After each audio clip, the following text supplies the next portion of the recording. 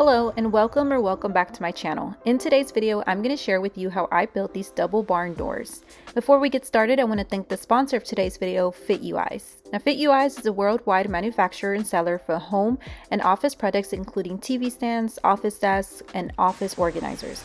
As you know, I am working on trying to get this space ready for us to be able to enjoy with family and friends, especially now that the weather is starting to shift and become a bit warmer. They were generous enough to send over their floor TV stand Eiffel Tower series, and this is going to be a great addition to this space for us to be able to enjoy each other's company and be able to have movie nights, game, or fight nights out here. What I love most about the TV stand is that it comes with heavy-duty casters that make it really easy to move from one place to another. The casters have a braking system that allows the TV stand to be held firmly in place, and even better, they can also be detachable if you don't need them. The TV stand was super easy to install and put together, and it came with easy to follow instructions. It only took me roughly 35 minutes to put together. Its solid steel and wooden structure allows for a TV from 43 to 75 inches or a maximum weight of 132 pounds. Visit the link in the description to check out this TV stand and all of their other products they have to offer. Now back to the video. After measuring the width and the height of the opening and determining how much lumber I needed, I went to go get it.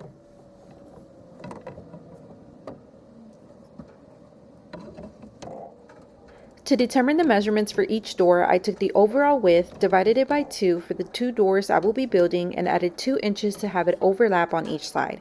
For my height, I added 1 inch, but most barn doors usually have 1 to 2 inch overlay, making my overall measurements for each door 48 3/4 inches by 77 inches. Please keep in mind that these measurements are specific to my space and yours will likely be different.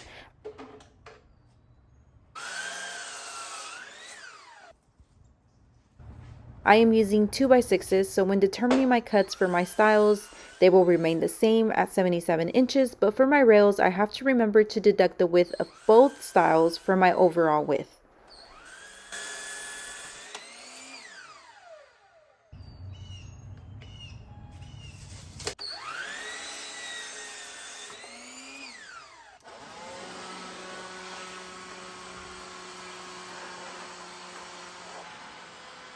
To join all of my boards together, I will be using pocket holes. Now, if you watched my channel before, then you've probably seen me use the Craig jig because it's such an easy way to create joinery with little to no skill set.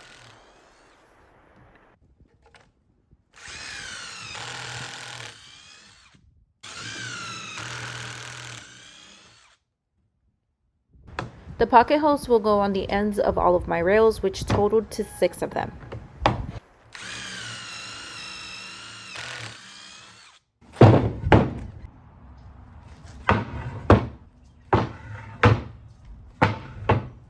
Since my workbench isn't wide or big enough, I laid all of my pieces down and wood glued them before securing them with 2.5 inch pocket hole screws.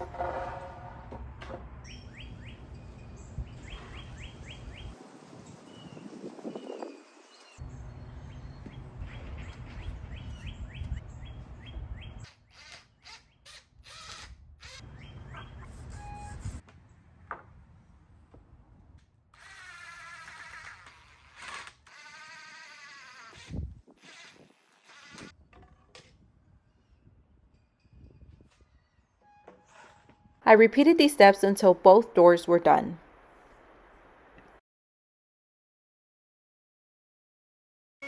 I then used my router with a rabbiting bit and ran it along all the backside on the inner edges. This is so I have somewhere to place my screen later. You could also do this if you wanted to add glass or even plexiglass to these doors, which I may at some point later on do that, but right now the cost of plexiglass is just too expensive.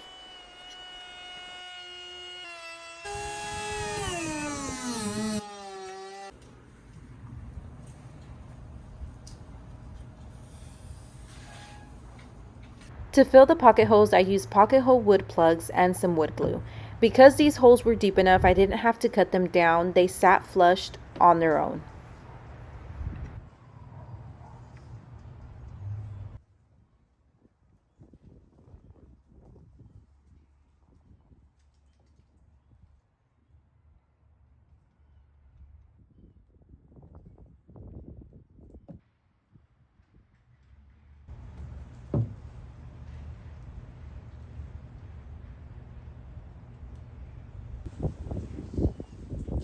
Once dry, I sanded everything down with 120 grit followed by 220.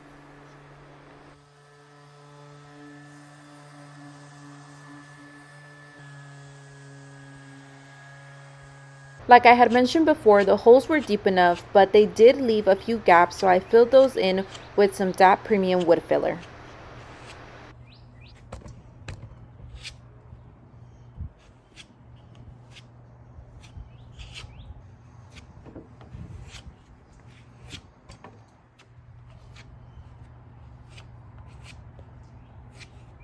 I will be painting these doors black with Beyond Paint. I decided to spray instead of rolling it because it simply would be faster.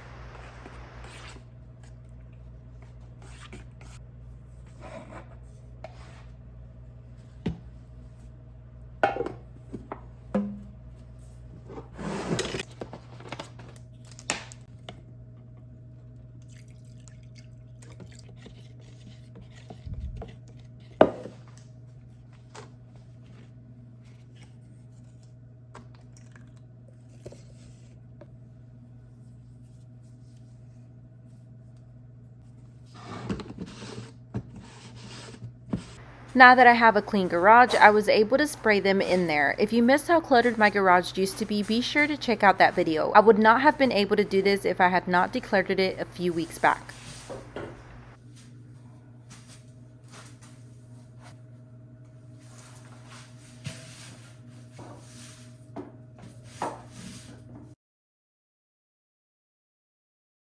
I sprayed a total of 2 coats on each side.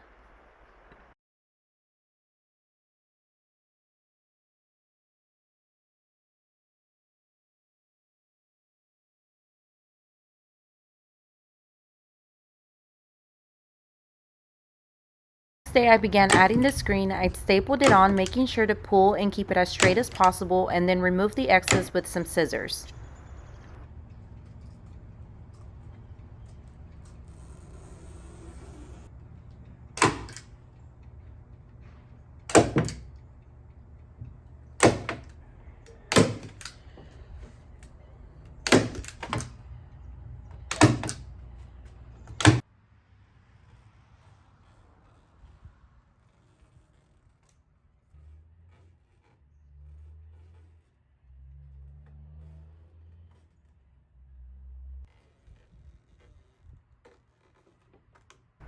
I followed the instructions of the barn door hardware and installed them.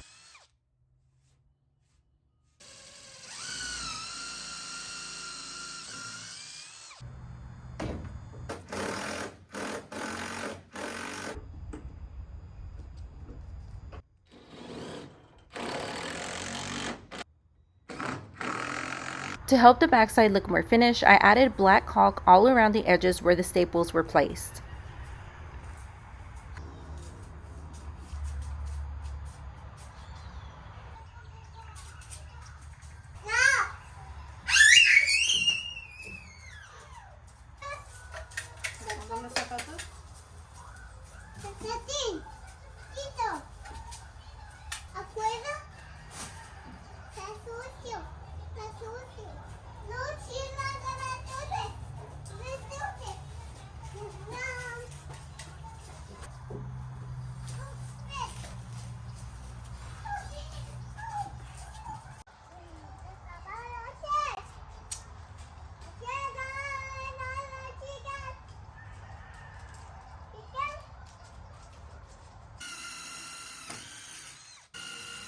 The last thing I did was install the door handles, and they were finally done.